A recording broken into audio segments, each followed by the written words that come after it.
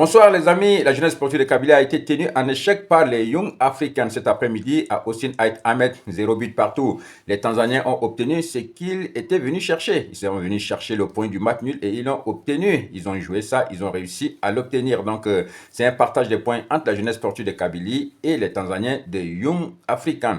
Alors ça rend la tâche encore beaucoup plus difficile pour la jeunesse sportive de Kabylie. On va parler rapidement de la composition qui a été alignée par Zin Bauer. On annonçait Nechat blessé, on annonçait Hamidi blessé, mais au final, les deux latéraux étaient bel et bien titulaires et ils ont tenu pendant tout le match. Donc là, la GSK nous a joué un coup à l'Ali, l'Ali qui a annoncé tous ses joueurs blessés, alors que le jour de match, ils étaient tous titulaires. Adil était dans les buts, dans l'axe, il y avait Madani avec Belaïd, sur les côtés, c'est les deux latéraux là qui ont joué. Au milieu de terrain, en récupérateur, il y avait Boudjouma et Baba Kassar qui ont joué en meneur de jeu. Boudebouz, Maïus était en avant-centre de pointe et puis les ailiers étaient Akrib et Mergem. Donc c'est cette équipe-là qui a été alliée. En premier mi-temps, franchement, les Kabyles ont forcé. Ils ont voulu chercher ces résultats-là. Ils ont été pressants. Ils ont eu la domination. Ils ont eu deux occasions pour scorer. Franchement, ce corner très bien tiré. Et la tête de Belaïd sur l'arête du poteau, c'était une occasion très sûre pour marquer. Sur ce coup-là, la GSK n'a pas eu de chance. Le ballon n'est pas rentré. Et puis, il y a eu une deuxième occasion, l'occasion de Baba Kassar qui a fait un tir en pivot, mais le gardien Diarra vraiment avait le point solide. Donc voilà, le gardien tanzanien a réussi à maintenir son équipe dans le match. Il a fait des arrêts quand même, de très bons arrêts. La tête de Mayous, il était présent. En tout cas, il a beaucoup défendu son équipe. La GSK a mis le bleu de chauffe en première mi-temps. Ils voulaient marquer, ils ont tout fait, mais ils n'ont pas eu la chance de scorer. C'est une équipe qui est très bien placée, ils jouaient bien, ils étaient regroupés en défense. Et puis tactiquement, l'équipe des Yanga était solide. Alors ils ont tenu jusqu'à la mi-temps, 0 but partout. Ça a été une mi-temps qui est très disputée entre les deux équipes.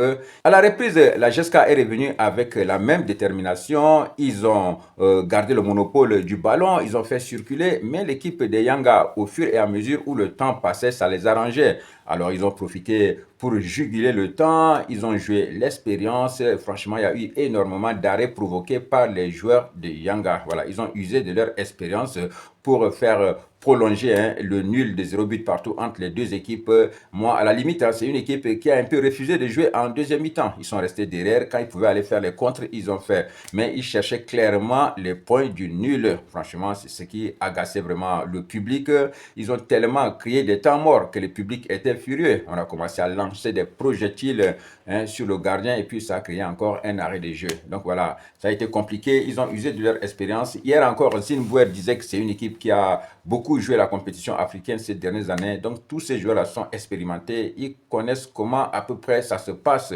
Ils ont fait preuve de leur maturité, preuve de leur expérience et ça a marché pour eux. À l'arrivée, c'est une équipe de la jeunesse sportive de Kabylie très frustrée qui n'a pas réussi à déverrouiller l'arrière-garde de l'équipe tanzanienne. Le score final du match, c'est 0 but partout et c'est frustrant. Ce score de 0 but partout met la GSK dans une très mauvaise position. C'est 1 point pour les Canaries, 4 points pour l'équipe des Yanga en attendant le résultat du match entre le El Ali et l'AS FAR. Donc franchement, les Canaries ne sont pas bien classés. Il va falloir qu'ils bataillent très fort. C'est vrai, il reste encore 4 matchs, mais on sait que la Ligue des Champions, c'est difficile. On a vu le niveau du match, c'est vraiment difficile. Les deux équipes là se neutralisaient. C'est un combat tactique, c'est difficile. C'est un résultat qui n'arrange pas la jeunesse sportive de Kabylie. Et puis dans ce match, l'arbitre a été très clément avec les joueurs tanzaniens. Bon, c'est ce que lui reprochait déjà le staff technique de la jeunesse sportive Kabylie à la fin du match. Il aurait quand même dû donner des cartons pour les obliger à accélérer, à jouer un peu vite. Il n'a pas donné de cartons. Le staff de la GSK était en train de lui reprocher à la fin du match. Sinon, les joueurs de la jeunesse sportive de Kabylie, surtout en premier mi-temps, moi j'ai aimé leur comportement, ils étaient bons. Je vais parler par exemple de l'aisance technique de Boudebouz. Un Boudebouz franchement qui a été très bon. Malheureusement pour lui, on n'a pas gagné aujourd'hui, mais en première mi-temps, franchement, c'est la masterclass technique de Boudebouz. Moi j'ai aimé ce qu'il a produit comme jeu aujourd'hui. Il est capable de sortir dans un mouchoir de poche. Franchement, il prend le ballon entre 3-4 personnes, il ne perd pas. Et il donne de très bonnes passes, il fait de très belles ouvertures. Donc voilà, c'est la masterclass technique de Boudebouz que j'ai retenue. Malheureusement, on n'a pas gagné.